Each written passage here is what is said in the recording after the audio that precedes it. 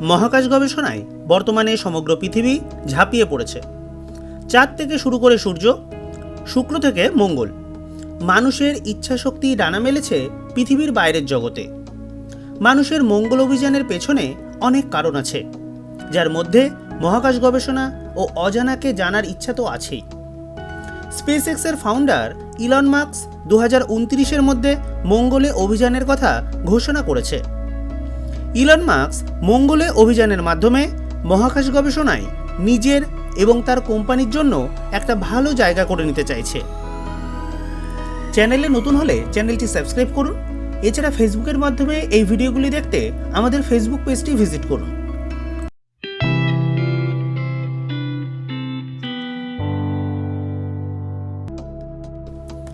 NASA 2030-এর মধ্যে মঙ্গল অভিযানের কথা বলেছে।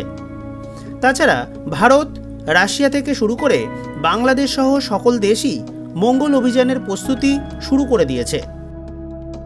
কিন্তু আসল কথা এটা নয় যে কে প্রথম মঙ্গলে যাবে। আসল কথা হলো মঙ্গলে যাওয়ার পর কিভাবে বসবাস করবে, কিভাবে বেঁচে থাকবে মঙ্গলের রুক্ষ মাটি ও কার্বন ডাই অক্সাইড ভর্তি পরিবেশে। মঙ্গলের এমন অনেক কিছুই আছে যা পৃথিবীর মতোই। পৃথিবীর একদিন 24 ঘন্টা আর মঙ্গলের একদিন 24 ঘন্টা 39 মিনিট, অর্থাৎ মাত্র 39 মিনিট সময় বেশি।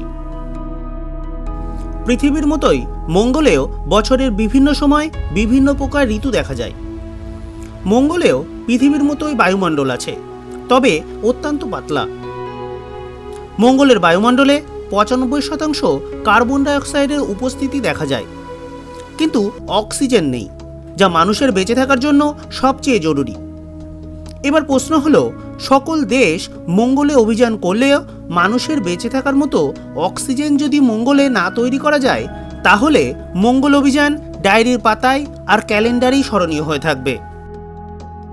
তাই এই মুহূর্তে মহাকাশ বিজ্ঞানীদের কাছে সবচেয়ে বড় চ্যালেঞ্জ হলো মঙ্গলে স্থায়ী বসতি তৈরি করতে সবচেয়ে প্রথমে দরকার সকলের জন্য অক্সিজেন তৈরি করা। নাসা মঙ্গলের মাটি পরীক্ষা করে জলের উপস্থিতি জানতে পেরেছে। মঙ্গলে মাটির অনেক নিচে জল আছে। মঙ্গলের মেরু অঞ্চলে বরফও আছে বলে অনুমান করা হচ্ছে।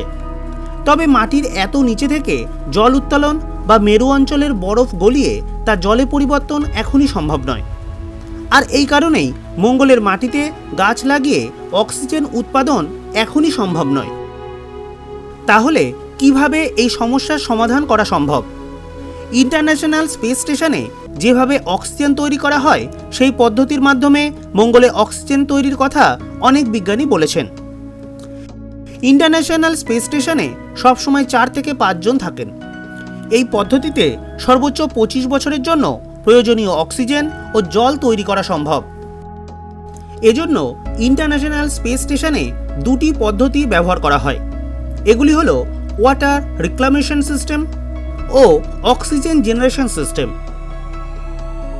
ওয়াটার রিক্লামেশন সিস্টেমে মানুষের ঘাম, মূত্র ও বাতাস থেকে জলকণা সংগ্রহ করে। এরপরে ওই জল পিউরিফাই করে পানীয় জল হিসাবে স্পেস স্টেশনে ফিরিয়ে দেয়। এতে 98% জল পুনর্ব্যবহার করা সম্ভব। অক্সিজেন জেনারেশন সিস্টেম স্পেস স্টেশনের ওই পরিশ্রুত জল সংগ্রহ করে এবং বিশেষ পদ্ধতিতে অক্সিজেন তৈরি করে। আসলে জলের মধ্যে তড়িৎ প্রবাহ করে জলকে ভেঙে দেয় এবং জল থেকে হাইড্রোজেন ও অক্সিজেনে পরিবর্তন হয়। এর মধ্যে অক্সিজেন তো মানুষের বেঁচে থাকার জন্য ব্যবহার করা হয়, কিন্তু হাইড্রোজেন মহাকাশে বিস্ফোরক হিসাবে কাজ করতে পারে, যা কয়েক সেকেন্ডের মধ্যেই স্পেস স্টেশনকে ধ্বংস করে দিতে পারে। এজন্য মহাকাশ বিজ্ঞানীরা হাইড্রোজেনকে আরও একটি বিশেষ প্রক্রিয়ার মাধ্যমে পাঠায়। এক বিশেষ পদ্ধতিতে কার্বন ডাই অক্সাইডকে সংগ্রহ করে হাইড্রোজেনের সাথে মিশিয়ে জল ও মিথেন গ্যাস সহ অনেক কিছু তৈরি করা হয়। বিষাক্ত মিথেন গ্যাসকে মহাকাশে ছেড়ে দেওয়া হয়। তাই এই পদ্ধতিতে অক্সিজেন তৈরি করে মঙ্গলে বসবাস করা সম্ভব। এছাড়া মক্সি এক বিশেষ ধরনের মেশিন, যা বাতাস থেকে কার্বন ডাই অক্সাইড শুষে নেয় এবং বিশেষ পদ্ধতিতে অক্সিজেনে পরিবর্তন করে। মঙ্গলে যেহেতু 95%ই কার্বন ডাই অক্সাইড আছে, তাই তা থেকে খুব সহজেই এই মেশিন ব্যবহার করে অক্সিজেন তৈরি করা সম্ভব। কিন্তু মক্সির এই কাজ করতে 800 ডিগ্রি তাপমাত্রার দরকার। আর এই এত উচ্চ তাপমাত্রা সহ্য করার জন্য এই মেশিনটি সোনা দিয়ে তৈরি করতে হয়।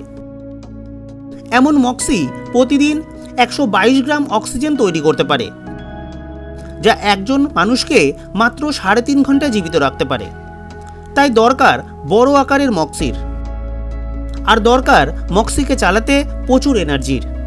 তাহলেই মঙ্গলের বায়ুমণ্ডলে উপস্থিত কার্বন ডাইঅক্সাইড থেকে অক্সিজেনকে আলাদা করে মঙ্গলে বসবাসের জন্য ব্যবহার করা যেতে পারে। বর্তমানে এত হাই এনার্জি মঙ্গলে তৈরি করা সম্ভব নয়। তাই বিজ্ঞানীরা গবেষণা করছেন অল্প তাপমাত্রায় এবং অল্প খরচে কিভাবে কার্বন ডাইঅক্সাইড থেকে অক্সিজেনকে আলাদা করা যায়।